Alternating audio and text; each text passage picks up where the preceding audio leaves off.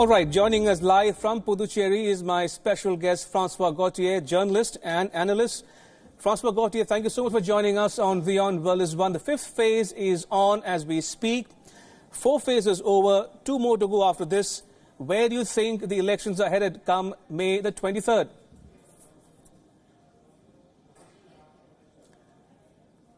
Francois Gauthier, if you can hear me, I meant to ask you, 4 phases done, the 5th phase happening today as we speak. Where do you think the elections are headed come the 23rd of this month? Well, everything seems to be going well. I must say that, it's a cliche to say that India is a democracy, but nevertheless, it has been proved that apart from a small incident here and there, in Kashmir, for instance, these elections have gone very smoothly, and people seem to be taking very seriously the fact that they have to vote. We see that on TV there are many ads, from companies enjoining people to vote, that it's a civic right to vote. You have to vote. So I think people of India are taking this election very seriously. The results are a bit of a mystery. I don't know how the pollsters are going to get the exit polls, but it's a mystery because Mr. Modi seems to attract a lot of crowds. But a lot of people are saying that he's not going to get, especially in the Hindi belt, as many seats that he got in 2014. But nevertheless, his exercise in democracy has gone very smoothly, and it's a triumph. It's a triumph for the government, for the Election Commission, to show the world how such a vast country, such a complicated country, such a diverse country can vote, in different parts at different times, and still, give an impression of orderly conduct. Mr. Gauthier, having seen the last 4 phases of polling, what do you think is the prime issue or prime factor at play here? Is it development plan? Is it Mr. Modi himself, or both? Why do you ask this? Because there's been a lot of narrative commentary about the issues in this election, and one gets this feeling that there might not be a wave as such, but definitely an undercurrent for or against a party or candidate. Yeah, there are multiple issues.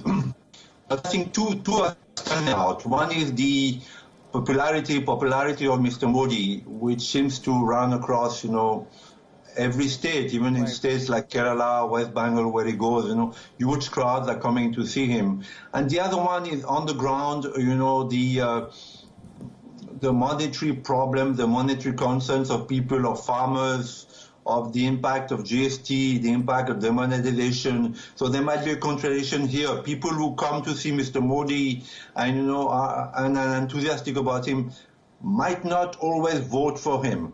So there's a bit of a contradiction there. But I think the biggest issue is on the ground, it's a monetary issue. It's unemployment, the problems of people who are not earning or so I think that is going to be the main issue. Not as Mr. Modi thinks, his foreign policy or the fact that he got Masood, blacklisted by the UN, or, his visits, or China.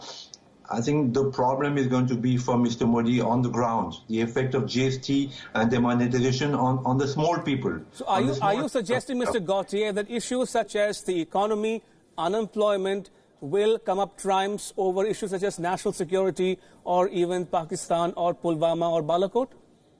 Very much. Yes, very much. And I think it's all like this all over the world. People vote for out of their purse, they see how the purse is, they see how, situation, and they vote that way. So even if you do great things, and Mr. Modi has done great things that nobody dared to do since, 1947, and he's going to do great things again, he's going to be re-elected. We don't know with which majority, but it's the economy which is going to play in my opinion, the economy is going to play the major role here. How people feel that Mr. Modi's policies have impacted on their purse, on their finances.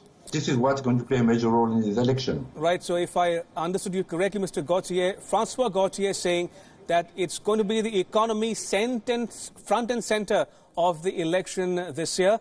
But coming back to another issue concerning the BJP in particular, Mr. Gauthier, We've seen many a commentary and commentators saying that the BJP had maxed Uttar Pradesh, had maxed Madhya Pradesh, had maxed Rajasthan and Chhattisgarh in 2014. This time, they may not be able to perform as well as they did in 2014. So where do you think the seats, the compensation will going to come from, West Bengal or down south in south of the Vindhyas? I have my doubt about West Bengal and, and South India. I mean, South India, in Tamil Nadu, for instance, it looks like the DMK is going to do better than the ADMK, which is allied with Mr. Modi, with the BJP, because of incumbency, because Jayalalitha died and there is no visible leader in the ADMK. So it looks like, Mr. Modi's ally is not going to do so well in Tamil Nadu. So I do think that people are being too pessimistic about the Hindi belt. They're saying that the BJP are going to lose 40 seats in UP. I don't think. Maybe 20 seats they're going to lose in UP.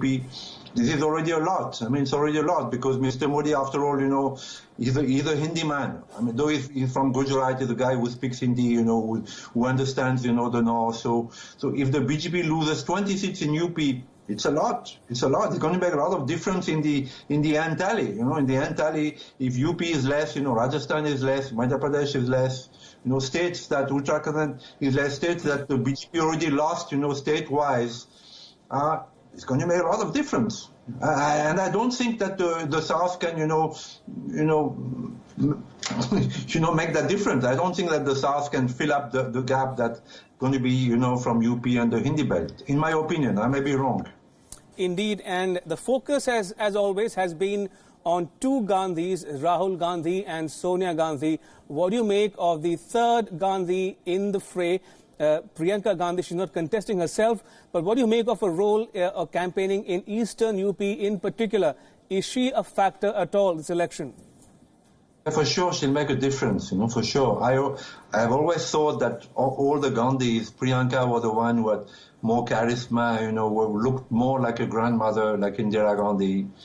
I don't know how she'll fare as a politician, but definitely, the fact that she's young, that, it'll make a difference. I mean, may not be a huge difference, but the fact that she entered the fray, it'll make, the BJP is losing votes there. People in India have worship of the Shakti, the feminine element.